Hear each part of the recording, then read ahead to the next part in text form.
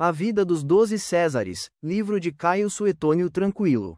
Capítulo 2, que trata da vida de Otávio César Augusto, sobrinho neto, adotado como filho e herdeiro de Júlio César.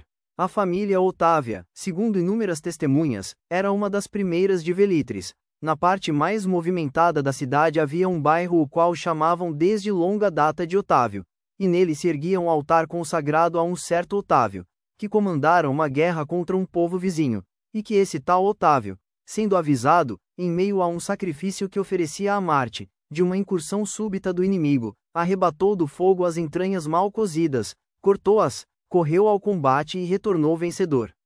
Existia até um decreto público, que ordenava que se apresentassem a Marte, daí por diante, todos os anos, as entranhas daquela mesma forma e os restos deviam ser levados aos Otávios. Esta família, que o rei Tarquínio Prisco havia incluído no rol das famílias romanas, foi logo colocada entre as patrícias por Sérvio Túlio. Tornada em seguida, plebeia, viu-se depois de muito tempo, restabelecida no patriciado pelo divino Júlio César. O primeiro desta família a obter uma magistratura, pelos sufrágios do povo foi Caio Rufo. Este, depois de ter sido questor, teve 2 filhos, Cineio e Caio, dos quais provieram 2 braços da família dos Otávios, de condição muito diversa. Com efeito, Cineio, e após ele, todos os seus descendentes, desempenharam os mais altos cargos. Caio e sua posteridade, pelo contrário, fosse por acaso ou por sua livre vontade, restaram na ordem dos cavaleiros até o pai de Augusto. O bisavô deste, serviu na Sicília no transcurso da Segunda Guerra Púnica, na qualidade de tribuno dos soldados, sob as ordens de Emílio Papo, o general-chefe. Seu avô contentou-se com exercer funções municipais e envelheceu na maior tranquilidade, nadando na opulência. Aqui vão sobre ele as referências de outros historiógrafos. O próprio Augusto escreveu que é simplesmente oriundo de uma família de cavaleiros, antiga, rica, e na qual seu pai foi o primeiro senador. Marco Antônio lhe reprocha, por haver tido um bisavô liberto, um cordoeiro do bairro de Túrio, e por avô, um argentário. Além disso, nada mais encontrei a respeito dos antepassados paternos de Augusto. Otávio, seu pai, gozou sempre desde a juventude, de uma grande fortuna e de muita consideração. Assiste-me, pois, razão para me admirar de que muitos o tenham feito passar também por argentário e o tenham até mesmo colocado entre os corretores e agentes eleitorais do campo de Marte. Criado efetivamente, na abastança, foi-lhe fácil a obtenção de cargos e os exerceu com dignidade. Ao deixar a pretoria, caiu-lhe por sorte a Macedônia. Logo que aí chegou, destruiu o resto dos fugitivos dos bandos de Espartaco e de Catilina, que ocupavam o território de Túrio, desincumbindo-se assim da missão extraordinária que lhe confiara o Senado. Governou sua província com não menos equidade do que bravura. Derrotou numa grande batalha os Bessas e os Trácios, e tratou tão bem os aliados que Marco Túlio Cícero, nas suas cartas, exorta seu irmão Quinto, então pró-cônsul na Ásia e que possuía uma péssima reputação como administrador, a conquistar a estima dos confederados, a exemplo do seu vizinho Otávio. Ao retornar da Macedônia, morreu de morte súbita, antes de poder se apresentar candidato ao consulado. Deixou, com sua mulher Ancária, a Otávio seu primogênito, e com Ácia deixou Otávia, a moça, e Augusto. Ácia era filha de Marco Ácio Balbo e de Júlia, irmã de Caio César. Balbo, do lado materno, era um aricino, que contava com muitos senadores na família. E do lado materno, ficava muito perto de Pompeu o Grande. Depois de ter exercido o cargo de questor, foi ele um dos 20 comissários que, em virtude da lei Júlia, distribuíram ao povo terras na Campânia. Marco Antônio, entretanto, tratando mesmo com desdém da ascendência materna de Augusto, censura-lhe o ter tido um bisavô de origem africana, que exercera em Arícia ora o ofício de perfumista, ora o de padeiro. Cássio de Parma, numa carta qualifica Augusto de neto de padeiro e até de cambista. Dizia: a farinha da tua mãe, proveniente do mais tosco moinho de Arícia, foi amassada pelo cambista de Nérulo, cujas mãos o dinheiro enegrecera. Augusto nasceu sob o consulado de Marco Túlio Cícero e de Antônio, aos 9 dias das calendas de outubro, pouco antes do sair do sol, no bairro do Palatino, perto das Cabeças de Boi, onde ele tem agora uma capela construída. pouco depois da sua morte.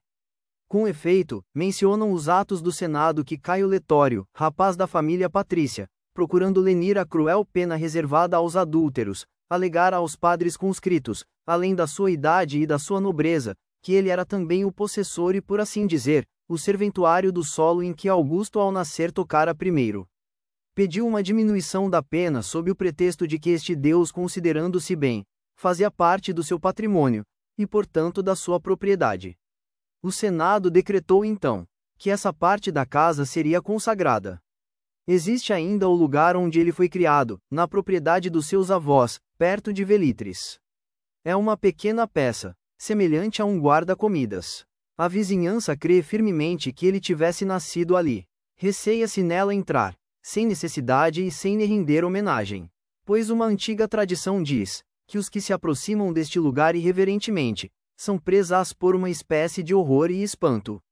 Tradição essa que cedo foi confirmada, pois o novo proprietário da casa, fosse por acaso ou fosse por provar-lhe a exatidão, tendo nela ido dormir, foi arrancado dali por uma força súbita e desconhecida. Foram encontrá-lo semi-morto, com a cama em frente à porta. Ainda criança recebeu o sobrenome de Turino, talvez em memória da origem dos seus ancestrais, ou talvez porque pouco depois do seu nascimento, seu pai Otávio tivesse conseguido êxito sobre os fugitivos na região de Túrio. Posso recordar com certeza que ele recebeu o sobrenome de Turino, pois encontrei um pequeno retrato dele criança, em bronze que o representa com este nome inscrito em letras de ferro, já um pouco apagadas. Fiz presente desse retrato ao príncipe, que o honra entre seus deuses cubiculários. Aliás, Marco Antônio nas suas cartas, chama-lhe Turino para ultrajá-lo. O próprio Augusto, porém, responde, que estranha se lhe censure o primeiro nome como uma desonra. Mais tarde tomou o sobrenome de Caio César, e por último o de Augusto, um deles legado em testamento por seu tio materno, o outro, por parecer de Munácio Planco. Muitos eram de opinião que se lhe devia chamar Rômulo, como era o nome de um dos fundadores da cidade. Prevaleceu, porém, o de Augusto, porque era não somente um sobrenome novo, mas também mais considerável. Aos 4 anos de idade perdeu o pai, aos 12 pronunciou em público o elogio fúnebre da sua avó Júlia. 4 anos mais tarde tomou a toga viril, e por ocasião do triunfo de César na África, foram-lhe conferidas honras militares, se bem sua idade não lhe permitisse ir à guerra. Como seu tio partisse imediatamente para as Espanhas, a fim de combater o filho de Cineio Pompeu, não tardou em segui-lo, embora ainda não estivesse totalmente restabelecido de uma grave enfermidade, através de caminhos infestados de inimigos, com uma fraquíssima escolta e depois de ter sido até vítima de um naufrágio. Prestou-lhe então esplêndidos serviços e fez notar com a engenhosidade do seu mérito, a força do seu caráter. César, após subjugadas as Espanhas e meditando uma expedição contra os dácios e os partos, enviou-o, antes dele próprio, à Apolônia, onde se entregou aos estudos. Foi aí que teve conhecimento do assassínio do ditador, que o instituía seu herdeiro. Primeiramente, vacilou por muito tempo sobre se pediria ou não o auxílio das legiões vizinhas. Logo rejeitou este partido, como temerário e prematuro. A seguir regressou à cidade e reivindicou a sua herança, a despeito da irresolução da sua mãe e dos vivos esforços do seu padrinho Marco Filipo, personagem consular, no sentido de dissuadi-lo de tal intento. É a partir desse momento que, com o levante dos exércitos, governou a República, a princípio com Marco Antônio e Marco Lépido, depois com Antônio somente, durante cerca de 12 anos, e finalmente sozinho, durante 44 anos. Tal é o quadro sumário da sua vida, que vou minuciá-la agora, por partes, não obedecendo à ordem cronológica, mas classificando-lhe os fatos para que se possa vê-los e conhecê-los mais claramente. Fez 5 guerras civis, a de Módena, a de Filipe, a de Perúsia, a da Sicília e a do Anzio. A primeira e a última contra Marco Antônio, a segunda contra Bruto e Cássio, a terceira contra Lúcio Antônio, a quarta contra Sexto Pompeu, filho de Ceneio. Todas estas guerras tiveram por princípio e por causa a obrigação em que ele acreditava ter de vingar a morte do tio, e defender-lhe os atos. Desde seu retorno da Apolônia, resolveu atacar Bruto e Cássio, de improviso. Estes, porém, tinham previsto o perigo e desapareceram, fugindo. Armando-se então de leis, e na sua ausência, acusou-os de assassinos de César. Também celebrou pessoalmente os jogos de aniversários da vitória de César, porque os encarregados de tal trabalho não ousaram efetuá-los. Com o intuito de assegurar a execução de outros projetos seus, apresentou-se candidato na vaga de um tribuno do povo, que acabara de morrer, embora fosse ele patrício mas não ainda senador. Porém, diante da oposição que o cônsul Marco Antônio fazia aos seus esforços, justo de quem esperava encontrar o seu principal apoio, mas que na verdade não o deixava gozar nem mesmo o direito comum e ordinário, sem antes estipular para si próprio extraordinárias vantagens, resolveu passar para o lado dos nobres. Sabia que Marco Antônio o odiava, especialmente porque ele desejava expulsar Décimo Bruto, de uma província que César havia lhe dado, a qual foi confirmada pelo Senado, chamada de Módena. Então, instigado por alguns amigos, aliciou assassinos contra Bruto, mas descoberta a emboscada e temendo o perigo a que se expunha, levantou os veteranos que cumulara de favores, chamando-os a amparar-lhe a causa, e a república. Recebeu então a ordem de se postar à frente deste exército, como vice-pretor e de ir com Hírcio e Pansa, nomeados cônsules, socorrer Décimo Bruto. Teve que aceitar esse desafio para tirar de cima de si qualquer suspeita. Terminou a expedição que lhe foi confiada em 3 meses, e com 2 combates.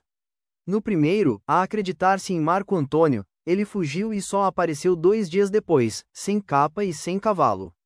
No segundo, recorda-se que tenha cumprido os seus deveres de chefe, e de soldado. Conta-se que o porta-estandarte da sua legião foi gravemente ferido em meio à luta, e Otávio retomou a insígnia nas próprias mãos e a carregou durante muito tempo. Hírcio e Pansa pereceram ambos nesta guerra. Hírcio, no campo de batalha, e Pansa, um pouco depois em consequência de um ferimento.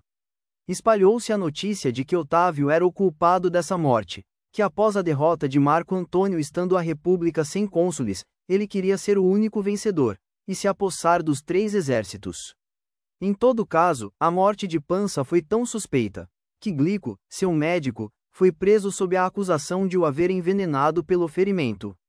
Aquílio Níger acrescenta que o outro cônsul Hírcio foi morto na confusão da batalha pela mão do próprio Otávio. De resto, ao saber que Marco Antônio, após a derrota, recebera o acolhimento de Marco Lépido, e que os outros chefes estavam fiéis ao partido do povo, abandonou sem hesitar a causa dos nobres. Para justificar esse abandono, protestou que da parte deles alguns o haviam tratado como criança, e outros haviam declarado que era preciso estimá-lo e educá-lo, e que também não tinham sido recompensados suficientemente, nem eles, nem os seus veteranos. Para provar o seu arrependimento por ter se aliado aos nobres, impôs aos habitantes de Núrcia uma multa por terem inscrito, no monumento público, erguido à memória dos cidadãos mortos na Guerra de Módena, estas palavras: aos que tombaram em prol da liberdade. A multa foi tão pesada que eles não puderam pagá-la, e ele os expulsou da sua cidade. Depois de se ter aliado a Marco Antônio e Lépido, terminou também com 2 batalhas, a Guerra de Filipe, mesmo estando bem enfraquecido e enfermo. Na primeira foi expulso do seu acampamento, e encontrou a muito custo um refúgio, ao lado de Antônio. Nem comemorou direito à vitória. Com urgência enviou a cabeça de Décimo Bruto para Roma, para que fosse jogada no pedestal da estátua de César. Maltratou prisioneiros, dos mais nobres e mais ilustres, com palavras insultuosas. Disse que um destes, ao solicitar-lhe com rogatórios e súplicas, que lhe desse uma sepultura, Otávio respondeu-lhe: os abutres se encarregariam disso. Em outro caso, um pai e um filho pediram-lhe que lhes concedesse a graça de viver. Então os fez tirar a sorte, ou jogar o 21 de boca, prometendo-lhes o indulto caso ganhassem. Tendo eles fracassado, assistiu-lhes à morte, e o filho entregou-se voluntariamente ao sacrifício ao ver o pai, que tanto se devotara a ele, ser assassinado. Também os outros cativos, entre os quais Marco Favônio, o famoso êmulo de Catão, ao serem conduzidos encadeados, saudavam respeitosamente a Marco Antônio com o nome de Imperator, mas contra Otávio gritavam os mais atrozes infortúnios e impropérios. Na distribuição dos acordos que se seguiu à vitória, Antônio se encarregou dos negócios do Oriente, e conferiu-se-lhe a missão de reconduzir os veteranos de volta à Itália, e estabelecê-los em territórios municipais. Ele, porém, não obteve nem dos proprietários nem dos veteranos o reconhecimento devido, pois uns deles queixavam-se de terem sido expulsos, outros, de não terem sido tratados após todos os serviços que haviam prestados, como mereciam. Ainda nesta época, Lúcio Antônio, contando com a sua autoridade de cônsul e o poderio do seu irmão, tentou fomentar distúrbios. Otávio, porém, obrigou-o a refugiar-se na Perúsia, onde o forçou a ceder pela fome, mas não sem correr grandes perigos, antes da guerra e durante a guerra. Outra ocasião, Otávio assistia aos jogos quando um simples soldado sentou-se num dos 14 palanques, mandou que o mestre cerimonial o expulsasse. Vendo isso, os seus opositores o difamaram difundindo o boato de que Otávio fizera o soldado ser levado imediatamente às torturas, dando-lhe a sentença de morte. Por causa desse boato faltou pouco, para que Otávio não perecesse sob a indignação dos demais soldados, que correram para salvar o rapaz, já esperando encontrá-lo morto. Mas ao vê-lo são e salvo sem ter sofrido a menor repreensão refrearam-se. De outra feita, ao oferecer um sacrifício junto à muralha de Perúsia, esteve a ponto de ser assassinado por um bando de gladiadores, provindos bruscamente da cidade. Após a tomada de Perúsia, tratou cruelmente a maior parte dos inimigos. Aos que procuravam implorar-lhe o perdão ou desculpar-se, ele respondia que era preciso morrer. Alguns autores referem que dentre os prisioneiros, escolheu 300, das duas ordens, e de forma impiedosa os imolou como vítimas num altar erguido ao divino Júlio, nos dias de março. Narram outros, que ele provocou esta guerra a fim de que os seus adversários encobertos, e os que tinham medo de enfrentá-lo e os que não lhe tinham simpatia, fossem descobertos. Aproveitando-se da ocasião, deu por chefe a Lúcio Antônio, e a fim também de que com o confisco dos bens dos vencidos, pudesse pagar as recompensas prometidas e devidas aos veteranos. Deu início à Guerra da Sicília, prolongando-a e interrompendo-a várias vezes, ora para reparar a perda das suas frotas aniquiladas pelas tempestades, ora num duplo naufrágio, ora em pleno verão, ora para negociar a paz sob a pressão do povo, que em virtude de falta de víveres padecia de fome. Enfim, depois de ter reconstruído alguns navios e libertado 20.000 escravos para transformá-los em remadores, criou o Porto de Júlio, perto de Baías, unindo o mar com os lagos Lucrino e Averno. Após ter exercitado aí as suas tropas durante todo o inverno, venceu Pompeu entre Milas e Nauloco. Na hora do combate se viu possuído, subitamente, de um sono tão profundo que seus amigos tiveram de acordá-lo, para que desse o sinal das hostilidades. Foi este fato que deu motivo a Antônio censurá-lo, de não ter podido nem mesmo olhar de frente seu exército alinhado em ordem de batalha, mas de ter ficado no seu estupor, deitado de costas, os olhos cravados no céu, e nem sequer ter levantado para que seus soldados o vissem, senão depois de postos em fuga os navios inimigos por Marco Agripa. Outros atribuem a ele linguagem e a atitude exclamada, que a despeito de Netuno, alcançaria a vitória. Logo após suas frotas terem sido destroçadas pelas tempestades, declarou que no primeiro dia dos jogos circenses mandaria retirar a estátua daquele deus Netuno, das pompas solenes. Não houve absolutamente guerras em que a sua temeridade não o tivesse feito correr os mais numerosos e inauditos perigos. Transportando o seu exército para a Sicília, dirigindo-se para o continente a fim de procurar o resto das suas tropas, foi atacado por Demóqueres e Adolofânio, lugar-tenentes de Pompeu. Só a muito custo conseguiu escapar com apenas um navio. De outra feita, ao marchar a pé de Locris para Régio, avistou 2 birremes de Pompeu que costeavam o litoral. Crendo que navegavam sós, desceu a costa e quase foi pego. Às vezes se punha em fuga por estradas desertas, e aproveitando-se disso, um escravo de Paulo Emílio, que o acompanhava, tentou assassiná-lo. Estava tomado pela amargura pois Otávio havia proscrito o pai do seu senhor. Após a fuga de Pompeu, Marco Lépido, o segundo dos seus colegas, que ele chamara da África em seu auxílio, veio orgulhoso do apoio das suas 20 legiões, e reivindicava para si próprio o primeiro posto no estado, fazendo terror e ameaças a Otávio. Foi deposto do seu comando, implorou pela sua vida de joelhos, e Otávio o relegou perpetuamente para a Circeia. Sua aliança com Marco Antônio sempre foi duvidosa e incerta, e diversas reconciliações serviram apenas para restabelecê-la. Por fim rompeu-a em definitivo, e para melhor provar que seu colega degenerara os costumes nacionais, mandou abrir e ler, em plena assembleia, o testamento que ele deixara em Roma e no qual entre os herdeiros, estavam os próprios filhos que Marco Antônio tivera de Cleópatra. E depois de o ter declarado inimigo público, demitiu também todos os seus parentes e amigos, e entre outros, Caio Sósio e Cineio Domício, que ainda eram cônsules naquela época. Em nome da República, dispensou também os habitantes de Bolonha da obrigação de formar correligionários do seu partido com toda a Itália, porque aquele povo em todos os tempos estivera sob a proteção dos Antônios. Pouco tempo depois venceu Marco Antônio no Anzio, numa batalha naval que durou até tão tarde, que o vencedor passou a noite a bordo do seu navio. Quando retornava do Anzio em direção aos seus quartéis de inverno, na ilha de Samos, soube que os soldados de todos os corpos que enviara a Brindísio se haviam rebelado pedindo baixa e recompensas. Então regressou à Itália após enfrentar 2 tempestades na travessia, uma, entre os promontórios do Peloponeso e da Etólia, e outra perto dos Montes Ceráuneos. Numa e noutra região, parte dos navios libúrneos foi tragada e a embarcação que o conduzia ficou avariada e o leme quebrado. Não permaneceu em Brindísio por mais de 25 dias, somente o tempo necessário para responder às perguntas dos soldados. Em seguida rumou para o Egito como escala para a Ásia e a Síria, e sitiou Alexandria, onde Marco Antônio se encontrava refugiado com Cleópatra, e apossou-se da cidade. Tardiamente Marco Antônio procurou negociar uma paz, ele porém, o constrangeu a cometer suicídio e o viu morto. Desejava ardentemente guardar Cleópatra para o seu triunfo, mas ela se deixou ser mordida por uma áspide, serpente egípcia. Otávio até mandou vir Psilos para chupar-lhe o veneno da ferida. Concedeu a ambos uma sepultura simples e comum, consentiu apenas no acabamento do túmulo, que eles mesmos haviam começado. O jovem Antônio, filho mais velho dos 2 nascidos de Fúvia, estava refugiado, se prostou aos pés da estátua de César e mesmo após muitas e inúteis súplicas por sua vida, Otávio o arrancou dali e o matou.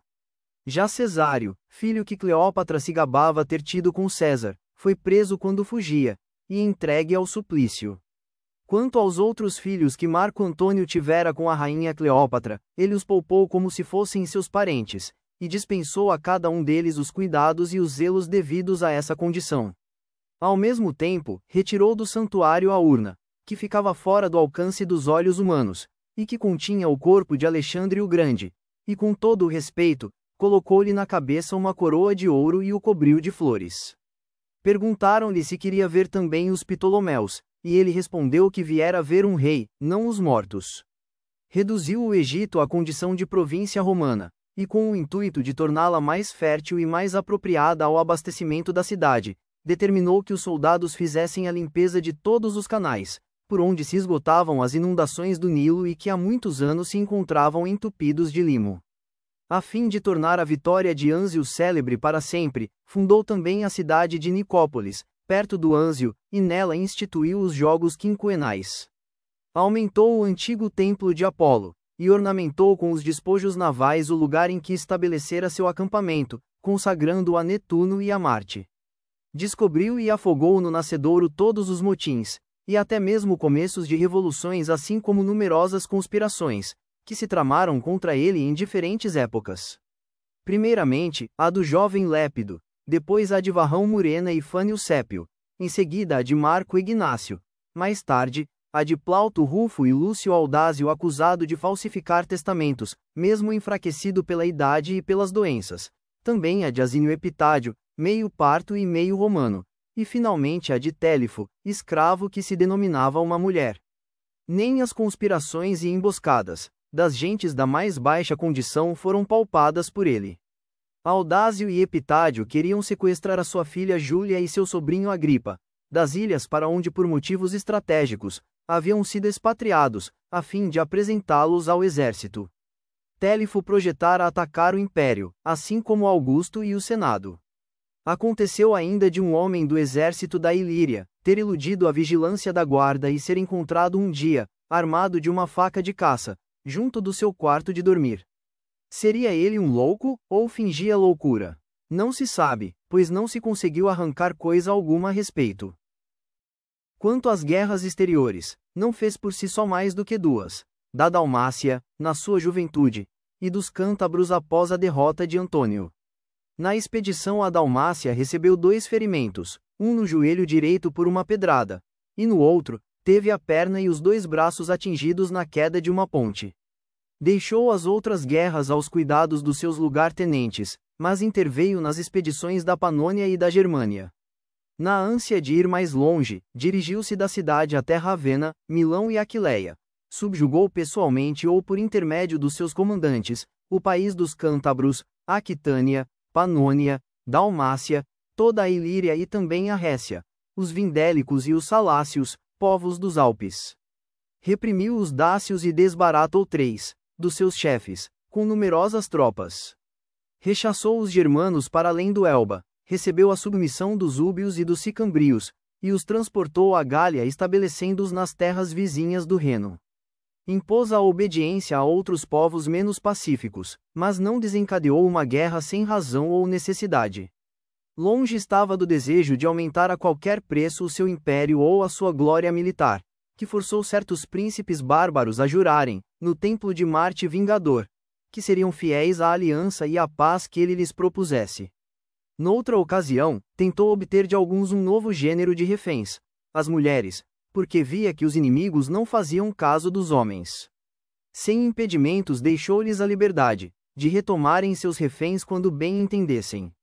A punição mais rigorosa que exercia, nas frequentes e pérfidas revoltas concertadas contra ele, era vender os prisioneiros como bens penhorados em asta pública, sob a condição de não servirem depois de 30 anos. Sua reputação de sabedoria e prudência levou os citas que não o conheciam a não ser pelos dizeres dos outros, solicitarem espontaneamente por intermédio de embaixadores, a sua amizade e a do povo romano. Os partos lhe cederam sem dificuldades a Armênia, que ele reivindicava, e lhe entregaram a seu pedido, os estandartes militares que haviam sido arrebatados de Marco Crasso e de Marco Antônio. Também ofereceram-lhe reféns, e finalmente submeteram a Otávio a decisão de escolher como rei quem desejasse, entre os vários pretendentes que disputavam o trono. O templo de Jano Quirino, que antes dele não havia sido fechado senão em 2 ocasiões desde a fundação da cidade, sob ele foi em 3 oportunidades, num lapso de tempo bem menor graças ao restabelecimento da paz na terra e no mar. Após a Guerra de Filipe, e a Guerra da Sicília, entrou na cidade com as honras e ovacionado. Celebrou 3 triunfos curuis, o da Dalmácia, o de Anzio e o de Alexandria. Todos duraram 3 dias consecutivos. Em toda a sua vida militar sofreu somente 2 graves derrotas, e ambas na Germânia, a de Lólio e a de Varo. A de Lólio foi ainda mais uma afronta do que uma perda. A de Varo resultou em fatal perda para o Estado, pois foram arruinadas 3 legiões com seus chefes, seus lugar-tenentes e seus auxiliares. Esta notícia fez Otávio estabelecer postos na cidade, a fim de prevenir qualquer desordem, e confirmou no comando os governadores das províncias, para que soubessem aproveitar essa experiência e habilidade com os aliados. Consagrou grandes espetáculos a Júpiter Boníssimo e Altíssimo, pelo restabelecimento dos negócios do Estado, assim como o fizera na guerra contra os Cimbros e os Marsos. Otávio, como dizem, estava tão profundamente triste que deixou crescer a barba e os cabelos durante vários meses, e batia com a cabeça contra a porta exclamando: Quintílio Varo, devolve-me as minhas legiões. O aniversário desta derrota foi sempre para ele um dia de tristeza e de luto. Na direção dos exércitos foi um grande inovador e criador, tendo feito reviver alguns costumes antigos, e em matéria de disciplina foi muito severo, não permitia jamais a nenhum dos seus lugar-tenentes visitar as esposas a não ser pelos meses de inverno, e assim mesmo com muita dificuldade. Certo cavaleiro romano cortou o dedo polegar dos seus 2 filhos com o intuito de os livrar do serviço militar. Otávio mandou vender o homem em leilão junto com todos os seus bens, e quando os rendeiros iam arrematá-lo, ele tirou o cavaleiro ao seu liberto com o fim de ser levado para fora da cidade, onde o deixara ir em liberdade. Dissolveu de forma desonrosa toda a 10ª legião, que resistira às suas ordens. Extinguiu ainda outras que de forma arrogante e insolente lhe pediram a baixa, sem lhes conceder as recompensas devidas aos soldados eméritos. Dizimou as cortes que tinham fugido e as alimentou de cevada. Puniu com a morte não só centuriões, mas também os simples soldados por haverem abandonado seus postos. Para outros delitos, aplicava diversas penas infames como ficar de pé durante todo o dia, diante da tenda do general, às vezes de túnica e sem cinta. Outras com um varapau de 10 pés cerca de 3 metros de altura, ou com um céspede, que é um torrão de terra cheio de musgo nas mãos. Desde as guerras civis, fosse nos seus discursos ou fosse nos seus editos, não chamava mais aos seus legionários de companheiros de armas mas somente de soldados, e não tolerava que os próprios filhos destes, ou seus afilhados revestidos das prerrogativas de comando lhe dessem outro nome. Achava que este título de companheiros de armas denotava mais o desejo de agradar do que permitir a disciplina militar, a tranquilidade dos tempos ou a sua própria majestade e a da sua casa. Não usou os libertos como soldados senão 2 vezes, com exceção dos incêndios ou das revoltas provocadas em Roma, pela falta de comida e víveres. A primeira, na defesa das colônias limítrofes com a Ilíria, e a segunda, para guardar a margem do Reno. Eram escravos que pessoas, homens e mulheres entre os mais ricos, tiveram ordem de comprar e libertar rapidamente. Colocou-os na primeira linha sem os misturar com os homens livres, nem os armou da mesma forma. Em matéria de honras militares, Otávio era generoso pois concedia com facilidade colares e objetos de ouro e prata, ao invés das coroas obsidionais de plantas selvagens, e com decorações militares em murais que eram especialmente honoríficas. Estas concedia com a intenção de agradar, se alguma vez o fez sem essa foi escassamente, e demais vezes, a soldados. Para Marco Agripa, após a sua vitória naval na Sicília, presenteou com um estandarte azulado. Os generais vitoriosos, mesmo que tivessem o acompanhado em todas as expedições e tomado parte nos seus êxitos, mesmo sendo suas, não tinham o direito de distribuí-las a quem bem entendessem. No seu modo de entender, nada havia de menos conveniente a um chefe consumado, do que a precipitação e a temeridade. Seguidamente, andava a repetir estas máximas frases: apressa-te lentamente, ou, mais vale um chefe prudente do que um chefe audacioso, e ainda, faz depressa, aquilo que tu fazes bem. Seu parecer era de que se não devia travar uma batalha, nem empreender uma guerra sem antes constatar a existência de mais proveito na vitória, mesmo com temor das perdas. Afirmava que os que se arriscam muito para ganhar pouco, se parecem com pescadores que usam anzol de ouro. Caso venha a se quebrar, nenhum peixe conseguirá lhe ressarcir o prejuízo. Otávio chegou à magistratura e às funções públicas antes do tempo. Destas, exerceu tanto as novas como as de caráter perpétuo. Com a idade de 20 anos apossou-se do consulado. Para isso, conseguiu habilmente aproximar da cidade as suas legiões, enviando uma delegação a fim de reivindicar para si esta dignidade, em nome do exército. Como o Senado vacilava, o centurião Cornélio, chefe da embaixada, com a mão no cabo da espada Gládio, não hesitou em exclamar perante toda a cúria: minha espada o fará cônsul se vós não o fizerdes. Desempenhou o 2º consulado 9 anos mais tarde, o 3º com 1 ano de intervalo, depois foi até o 11º sem interrupções. Em seguida, após a recusa em oferta de numerosos outros consulados, solicitou, espontaneamente, um 12º, decorrido um intervalo considerável de 12 anos, e de novo, foi-lhe concedido um 13º 2 anos mais tarde para a toga viril. Regeu 5 dos seus consulados durante todo o ano, os outros administrou 9, 6, 4 ou 3 meses. O segundo, somente por algumas horas, pois estando ele certa manhã sentado em sua cadeira curul, uma espécie de banco sem encosto e sem braços, diante do templo de Júpiter Capitolino nas calendas de janeiro, abandonou imediatamente o cargo nomeando outro cônsul para substituí-lo. Não tomou posse de todos os consulados que geriu em Roma, inaugurou o 4º estando na Ásia, o 5º na ilha de Samos, o 8º e o 9º estando em Tarragona. Durante 10 anos exerceu o triunvirato instituído, para a organização da República. Nesse posto resistiu, por largo espaço, aos colegas que desejavam instituir as proscrições.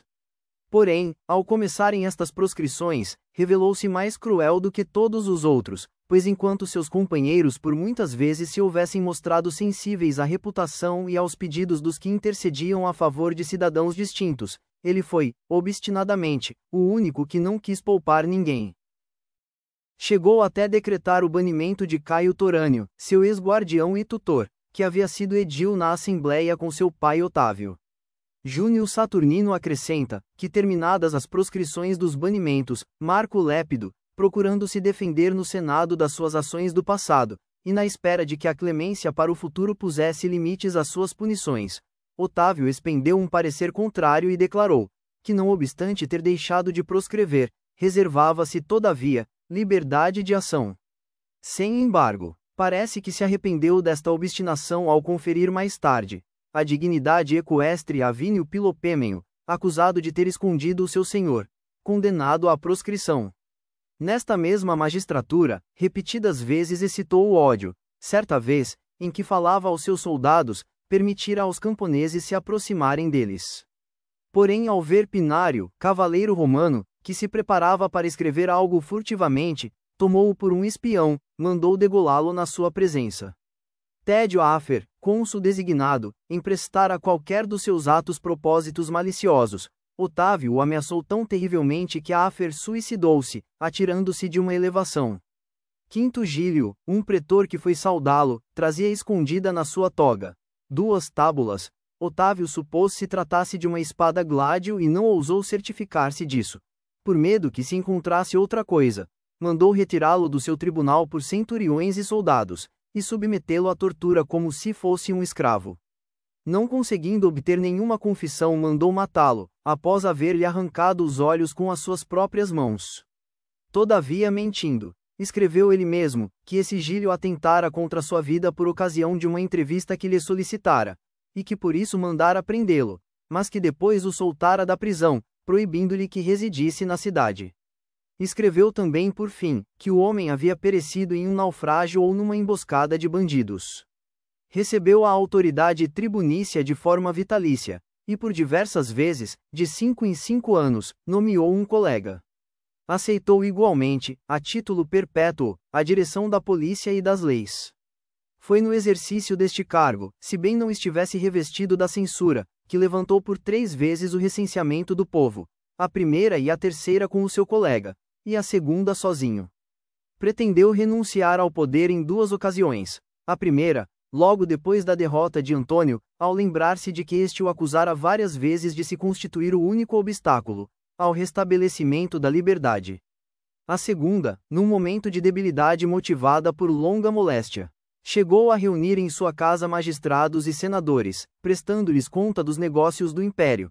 Porém, ao refletir que não poderia, sem perigo para sua pessoa, voltar a ser um simples particular, e que constituiria uma temeridade confiar o Estado ao capricho de muitos inimigos, continuou a reunir o poder.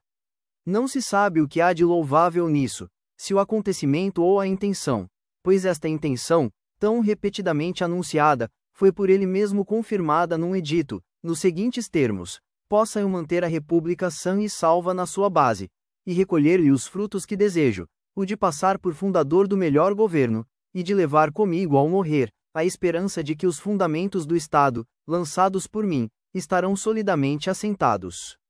Realizou seu desiderato, evitando todos os esforços para que se não arrependesse do novo estado de coisas. A cidade, do ponto de vista ornamental, não correspondia em absoluto à majestade do império e, além disso, estava exposta às inundações e aos incêndios. Embelezou-a tão bem que se pôde envaidecer, justamente de ter deixado uma cidade de mármore, no lugar onde encontrara uma de tijolos. Proveu da mesma forma a segurança para si no futuro, tanto quanto pode prever a razão humana.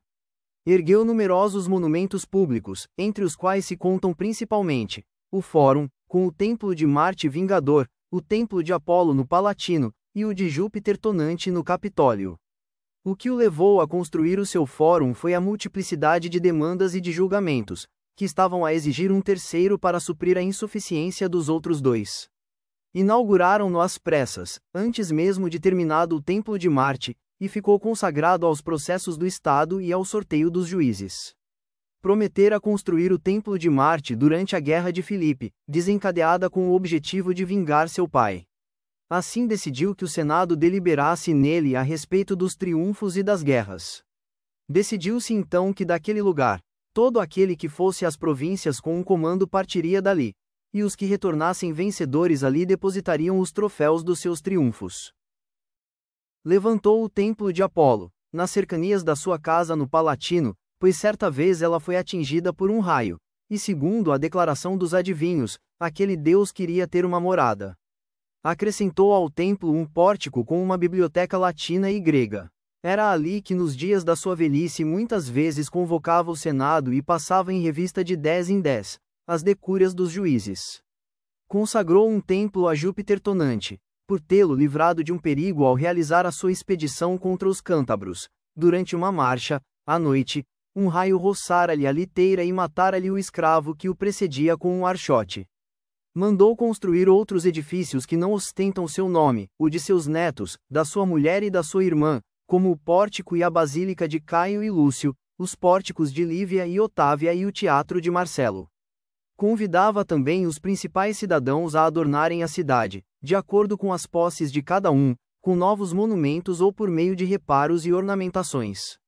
Assim foram construídos numerosos edifícios, como o Templo de Hércules, das Musas, por Márcio Filipo, o Templo de Diana por Lúcio Cornifício, o Vestíbulo da Liberdade por Asínio Polião, o Templo de Saturno por Munácio Planco, um teatro por Cornélio Balbo, um anfiteatro por Estatílio Tauro e vários outros monumentos notáveis por Marcos Agripa.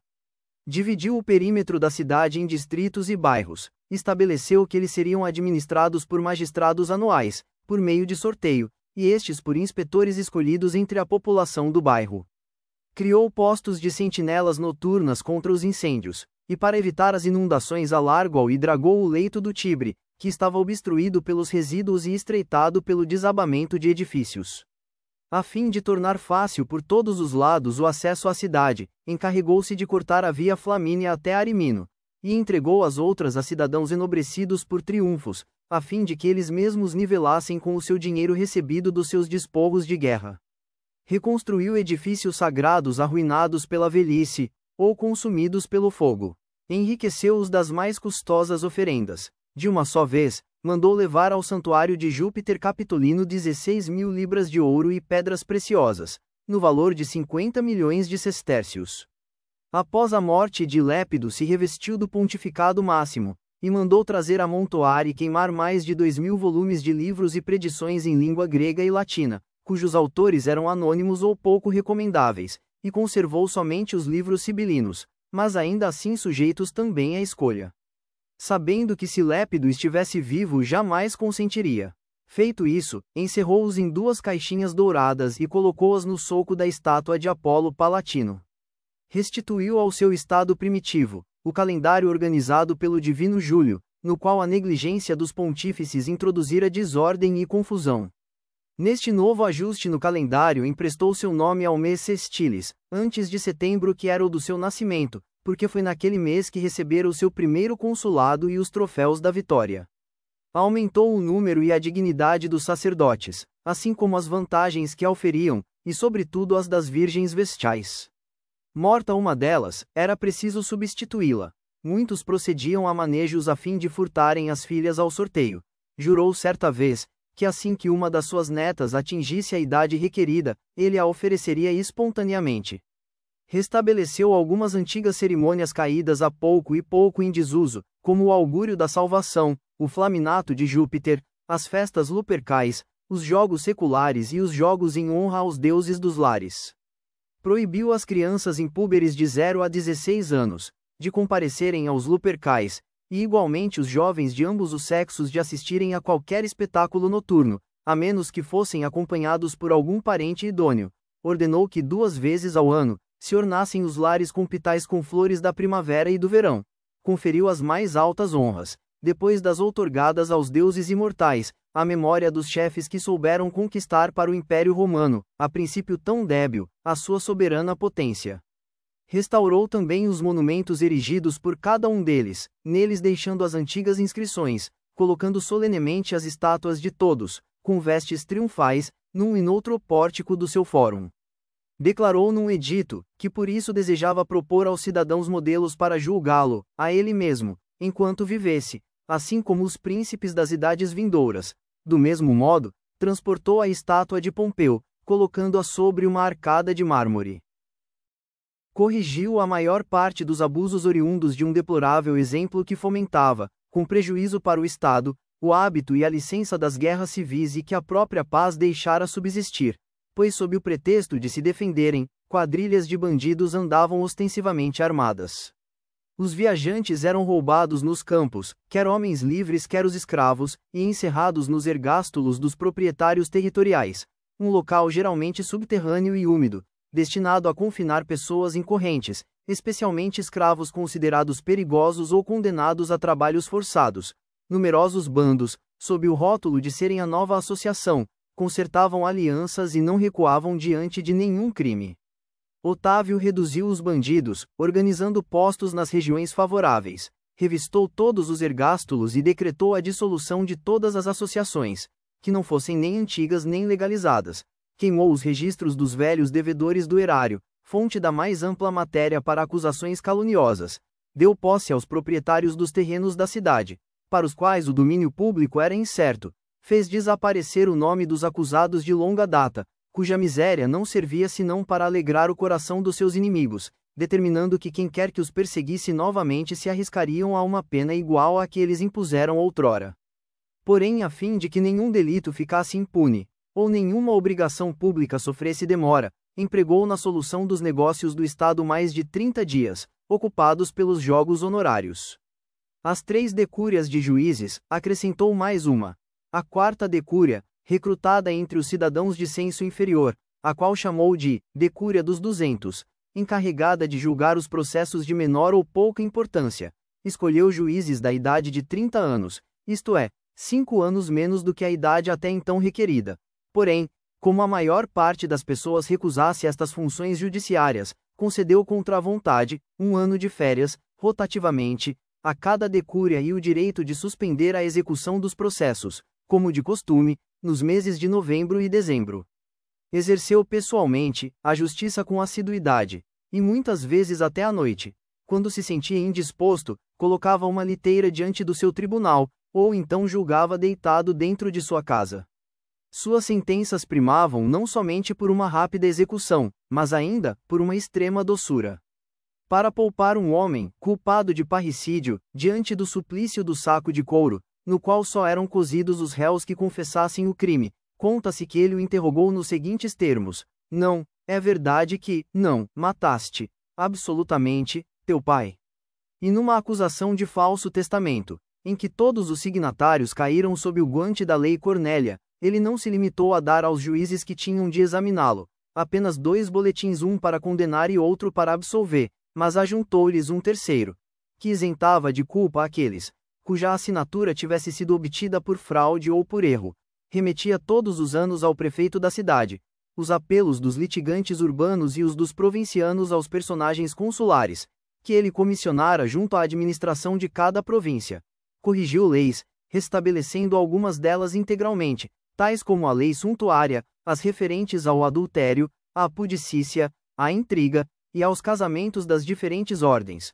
Como tivesse modificado esta mais severamente do que as outras, encontrou uma oposição tumultuosa, que não conseguiu fazê-la passar a não ser com a supressão ou a suavização de uma parte das penas, a concessão de um prazo dilatório de 3 anos, e o aumento das recompensas. Não obstante tudo isso, os cavaleiros resolveram exigir obstinadamente, em pleno espetáculo, a abolição desta lei. Augusto mandou vir então os filhos de Germânico, os pôs ao seu lado, colocou outros nos braços do pai e os mostrou ao público. Com o gesto e com o olhar significou que não temia imitar o exemplo daquele jovem príncipe. Ao perceber que o espírito da lei ainda estava sendo burlado, com a realização de casamentos prematuros, restringiu a duração dos esponsais e impôs um limite aos divórcios. Os senadores, pelo número, formavam uma multidão ignóbil e confusa. Eram efetivamente mais de 1000 e muitos totalmente indignos do lugar que ocupavam, pois nele só se investiram após a morte de César, à custa de favores e dinheiro. Apelidaram-nos de senadores do Orco. Otávio Augusto fez voltar o corpo senatorial, ao seu antigo número, e ao seu esplendor de antes por meio de 2 eleições. A primeira, abandonada à sua própria escolha, o homem escolhendo o outro homem. E a segunda, que dependia da sua escolha a da escolha de Agripa. Foi nesta época, que por medo de ser assassinado, ele presidiu o Senado armado com uma couraça debaixo da toga e de uma espada gládio à cinta, enquanto 10 amigos seus dos mais robustos, cercavam a sua cátedra. Cordo Cremúcio diz que nenhum senador era admitido perto dele a não ser sozinho, e depois de ter sido revistado, convidou muitos senadores a se demitirem, simplesmente conservando aos demissionários suas insígnias da ordem, e o seu direito à orquestra para os espetáculos e festins públicos, a fim de que os novos eleitos e reconhecidos pudessem preencher suas funções senatoriais com mais escrúpulo e menos dificuldades. Decretou que antes de se iniciarem as sessões, cada um deveria sacrificar com incenso e vinho no altar do Deus em cujo templo se realizaria a reunião, que o Senado não teria mais de 2 assembleias regulares por mês, nas calendas e nos findos. Também que nos meses de setembro e de outubro ninguém seria obrigado a marcar presença, salvo aqueles que, por sorte, fossem designados para formar o quórum necessário à confecção das leis. Criou para ele um conselho particular, renovado por sorteio a cada semestre, com o qual ele combinava de antemão os negócios a serem submetidos ao plenário do Senado. Ao tratar-se de negócios importantes, ele não seguia para recolher os votos, nem o costume, nem a ordem, mas o seu próprio capricho a fim de que cada um procurasse dar a sua opinião antes do que aprovar a dos demais. Foi ainda o autor de outras disposições. Proibiu a publicação dos atos do Senado e o envio de magistrados às províncias, imediatamente após o sorteio para o cargo. Concedeu aos pró-cônsules determinada soma, para a aquisição de tendas e animais em lugar do contrato a que o Estado os obrigava, na qualidade de fornecedor. Estatuiu que a guarda ao erário, ao invés dos questores urbanos, fosse dada pelos pretores ou pelos que o tivessem sido. Encarregou os decemviros de convocar o tribunal dos centumviros, em substituição aos antigos questores, como era de praxe. Para que um maior número de cidadãos pudesse tomar parte na administração do Estado, fez-se a criação de novos cargos: a curatela dos monumentos públicos, das estradas, das águas, do leito do Tibre, da distribuição do trigo ao povo, a prefeitura da cidade, um triunvirato para a eleição do Senado, outro para a revista dos cavaleiros, e outros cargos se criaria, toda vez que se tornasse necessário. Nomeou censores que não eram nomeados há muito tempo, aumentou o número de pretores, fez questão de ter 2 colegas ao invés de um, sempre que lhe era conferido o consulado. Porém todos reclamaram que Sua Majestade ficaria atingida se partilhasse com outro uma honra que era para guardar unicamente para si só. Não se mostrou avaro nas recompensas ao mérito militar. Conferiu o triunfo completo a mais de 30 generais e os ornamentos triunfais a outros em maior número ainda. Para treinar com maior rapidez os filhos dos senadores nos negócios públicos, permitiu-lhes desde a toga viril tomarem o laticlávio e assistirem às sessões da cúria. Somente aos iniciados nos místeres, fazia tribunos de legiões e também comandantes de cavalaria, e para que ninguém ficasse estranho à vida do campo, colocava as mais das vezes 2 portadores do laticlávio à cabeça de cada legião. Frequentemente passava em revista os esquadrões de cavaleiros, e reviveu o costume do desfile que desde longa data havia caído no desuso. Porém não permitiu que nenhum acusador, durante os desfiles, pudesse fazer qualquer cavaleiro descer do seu cavalo. Permitiu aos que eram notoriamente idosos ou mutilados, mandarem o cavalo à forma e virem a pé responder à chamada do seu nome. Concedeu àqueles que tivessem mais de 35 anos a mercê da devolução do cavalo, se não quisessem tê-lo sob os seus cuidados. Como tivesse obtido do Senado 10 colaboradores, forçou cada um dos cavaleiros a prestar contas da sua conduta.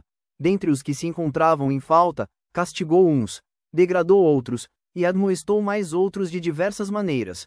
O modo mais suave de repreender era o de apresentar, face a face, as tábulas e mandar o paciente lê-las em voz baixa e depressa.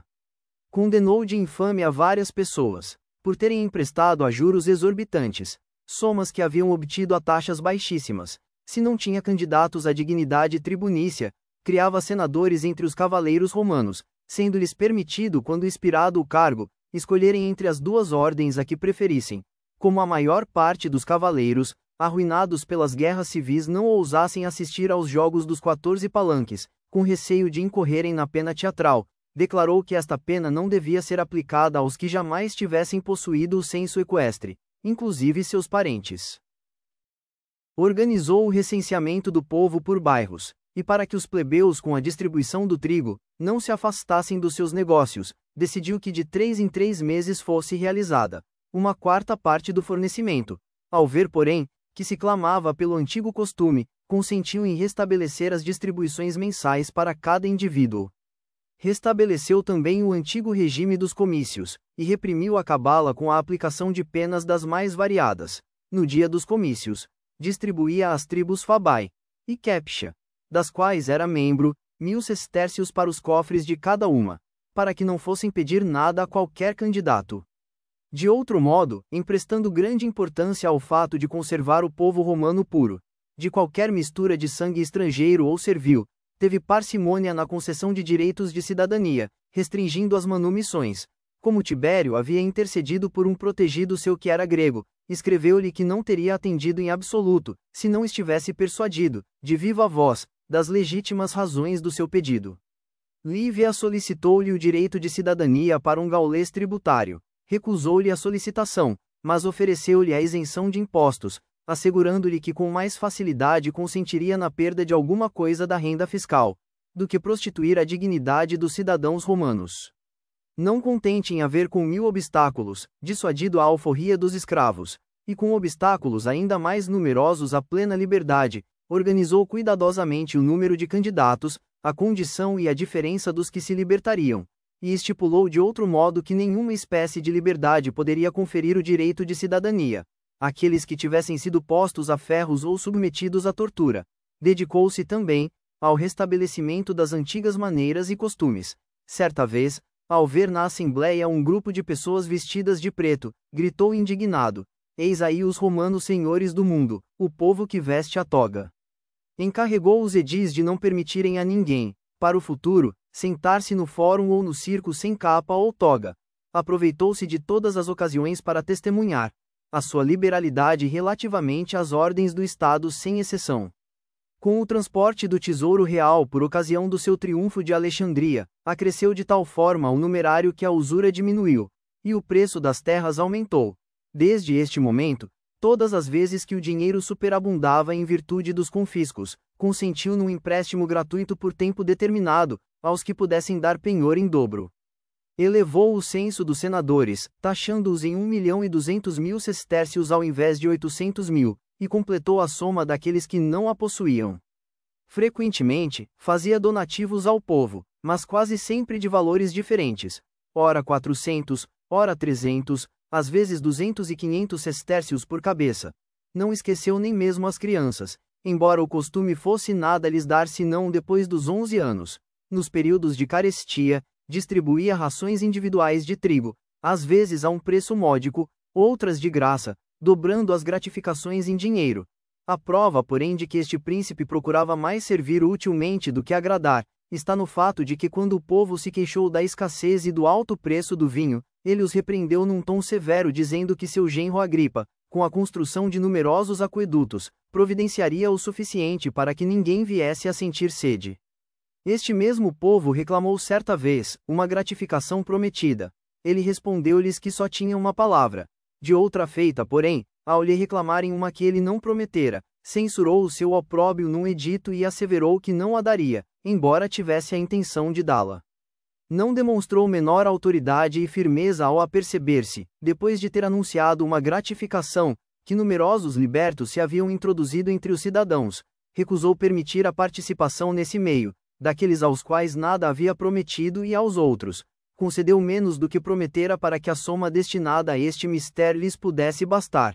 Em certa ocasião, durante um grande período de miséria, difícil de ser remediado, expulsou da cidade os escravos destinados à venda, as tropas de gladiadores, todos os estrangeiros, exceto os médicos, os preceptores e uma parte dos escravos domésticos. Ao retornar afinal à abundância, ele próprio escreveu o desejo de abolir para sempre as distribuições de cereais ao povo, porque confiando nelas negligenciava-se o cultivo nas terras.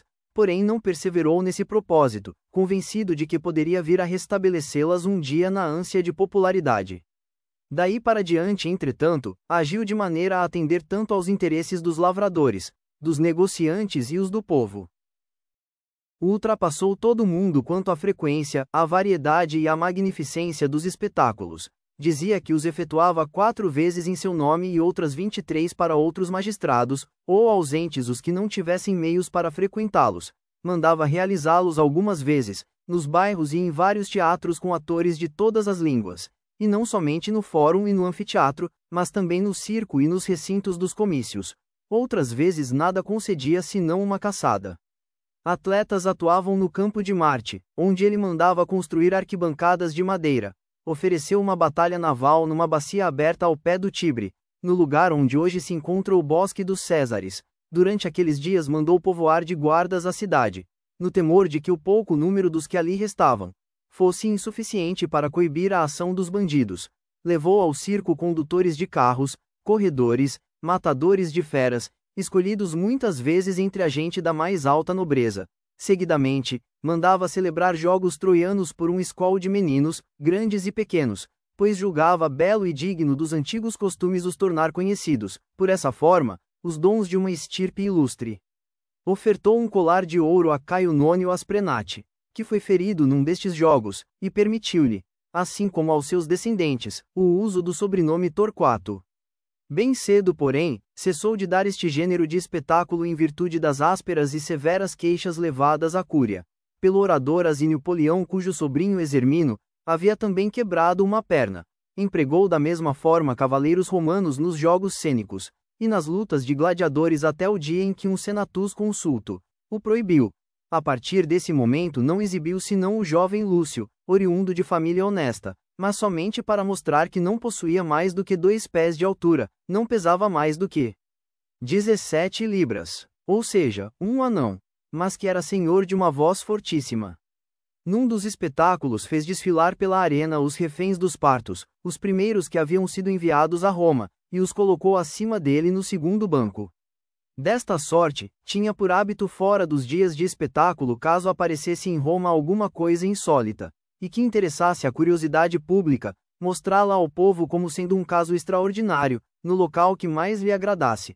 Assim expôs um rinoceronte no recinto, um tigre no teatro, uma serpente de 50 cúbitos que é 25 metros. Diante do comitium, certa vez, estando enfermo no dia dos jogos votivos no circo, seguiu os carros sagrados deitado numa liteira. Outra vez, por ocasião dos espetáculos consagratórios do Teatro Marcelo, ao se romperem as ligaduras da sua cadeira cátedra curul, caiu de costas. Noutro espetáculo organizado para os seus netos, não pôde nem reter, nem tranquilizar o povo, então temeroso de que o anfiteatro desabasse mudou de lugar, e foi sentar-se justamente no trecho mais perigoso e que provocava maior desconfiança. Outra vez, corrigiu a extrema confusão e desordem reinantes nos espetáculos, regularizando-os, comovido pela desonra feita a um senador a quem a numerosa assembleia que assistia aos frequentadíssimos espetáculos de Puzoles lhe negara passagem. O Senado decretou então que em qualquer representação pública, fosse onde fosse, a primeira fila de localidade seria reservada aos senadores.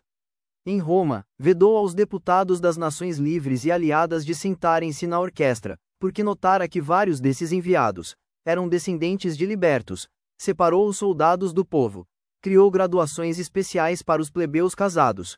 Os adolescentes vestidos da toga pretexta tiveram as suas banquetas colocadas junto dos seus preceptores. Interditou o centro do anfiteatro às pessoas vestidas de preto. Não permitiu que as mulheres vissem os gladiadores, nem mesmo dos lugares mais elevados, sendo que anteriormente tinham por costume até se misturar aos homens. Concedeu às virgens vestais um lugar à parte no teatro, em frente do tribunal do pretor. Afastou com tanto rigor as mulheres dos espetáculos dos atletas, que nos jogos pontificais ele adiou para o dia seguinte pela manhã a realização de um pugilato, que lhe foi solicitado entre 2 lutadores, e declarou que não achava nada bom que as mulheres frequentassem o teatro antes da 5ª hora.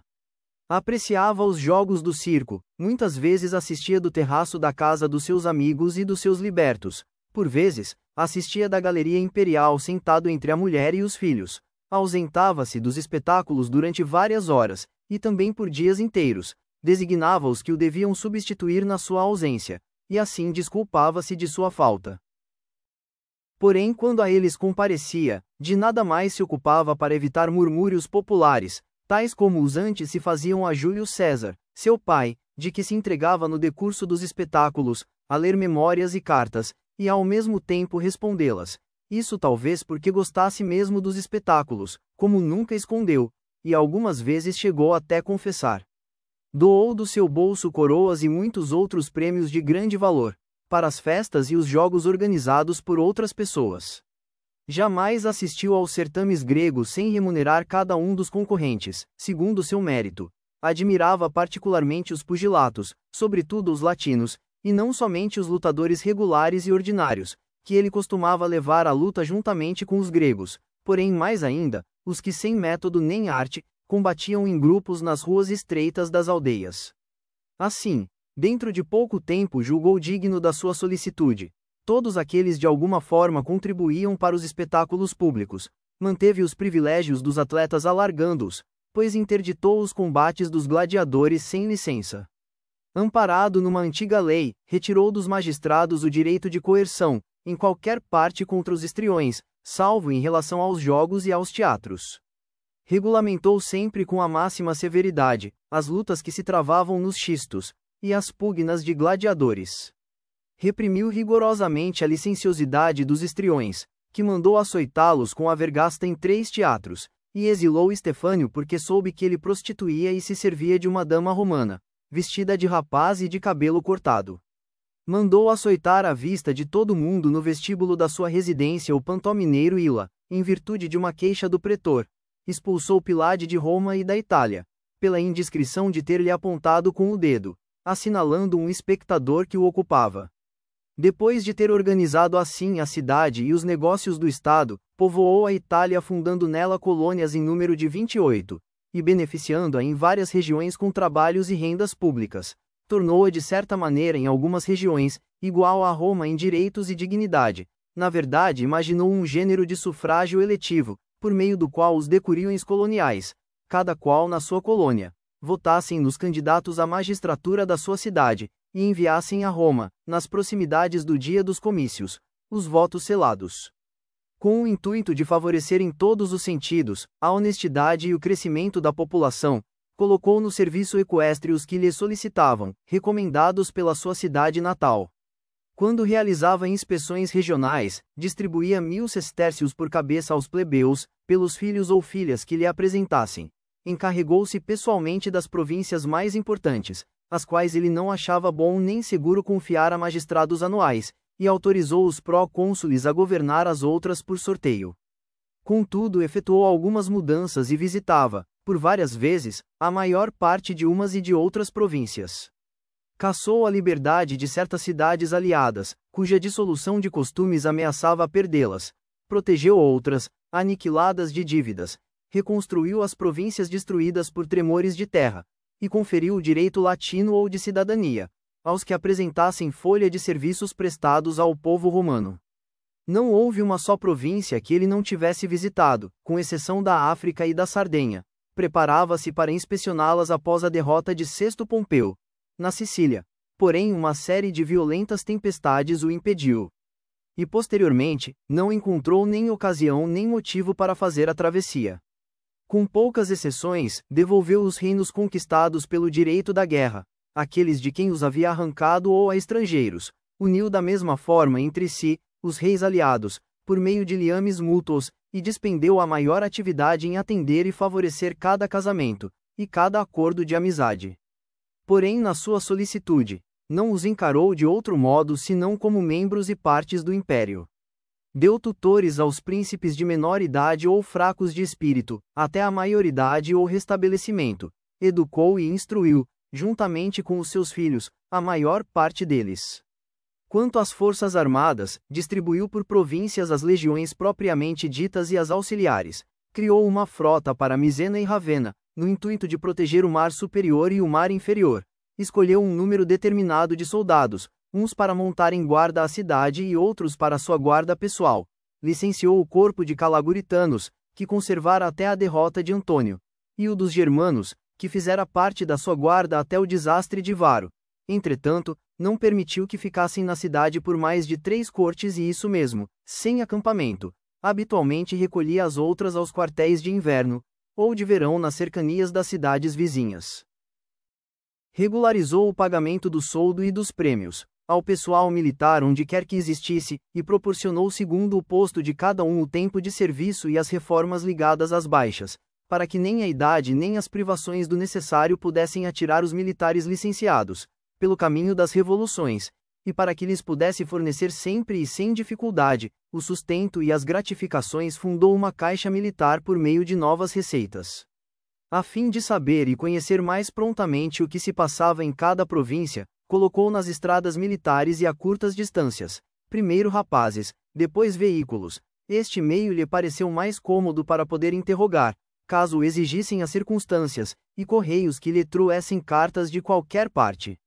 Para selar seus diplomas, éditos e cartas servia-se primeiramente de uma esfinge, depois de uma imagem de Alexandre o Grande, e finalmente, da sua própria efígie gravada por Discórido, e foi com este último sinete, que os príncipes subsequentes continuaram a selar as cartas. Também datava as suas cartas com a hora exata do dia ou da noite, em que as expedia. Há também muitas provas concretas da sua clemência e da sua brandura, inclusive as fornecidas para seus adversários aos quais concedera indulto, salva-vida e permissão para ocupar os primeiros postos no Estado, e contentou-se em punir Júnio Novato e Cássio de Pádua, simples plebeus, apenas com uma multa, e ao outro com um rápido exílio. Não obstante, o primeiro publicara contra ele uma carta violentíssima com o nome do jovem Agripa, e o segundo gritara em pleno festim, que não lhe faltava nem coração nem boa vontade para matar Augusto. Noutro processo, Emílio Eliano de Córdova estava sendo acusado, além de outras faltas, de difamar César. Ele então se voltou emocionadíssimo para o acusador dizendo-lhe: desejaria que fosse provado. Assim, faria saber a Eliano que eu também possuo uma língua, e poderia falar a seu respeito muito mais, e não prosseguiu no inquérito nem naquele momento, nem mais tarde. Tibério, certa vez enviou-lhe uma carta queixando-se da mesma coisa, porém com maior violência. Ele respondeu-lhe: neste ponto, meu caro Tibério, desejo não escutar a perspicácia da tua idade. Não deves indignar-se, em absoluto, ao saberes que não se fala bem a respeito da minha pessoa. Já é muito conseguir que não nos façam mal. Embora soubesse que era costume conceder templos aos procônsules, ele não consentiu que o fizessem em nenhuma das províncias, pelo menos não em nome de Roma e nem no seu próprio nome, e na cidade, recusou inflexivelmente esta honra. Até mandou fundir todas as estátuas de prata que outrora se erigiram a ele, aproveitando-se assim do valor em trípodes de ouro, para o templo de Apolo Palatino.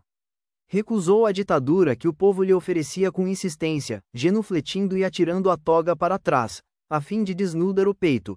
Odiava que o chamassem de senhor, pois considerava desonroso e infame.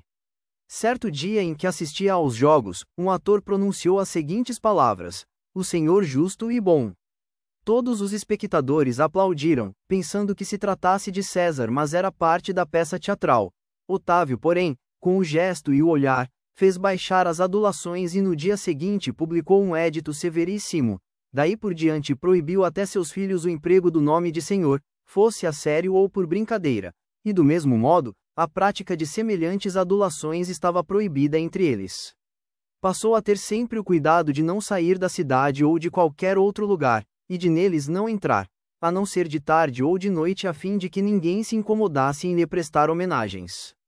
Durante seu consulado, andava sempre a pé, e fora dessas funções transportava-se às vezes em liteira descoberta.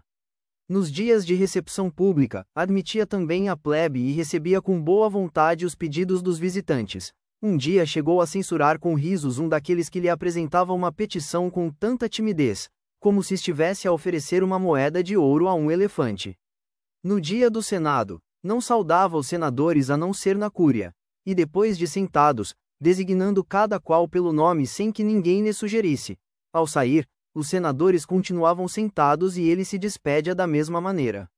Tinha relações com muitos cidadãos e jamais deixou de assistir às festas das famílias, senão na velhice e depois de ter sido pisado, no meio da multidão num dia de casamento. O senador Galo Terrínio, que era um dos seus amigos, havendo sido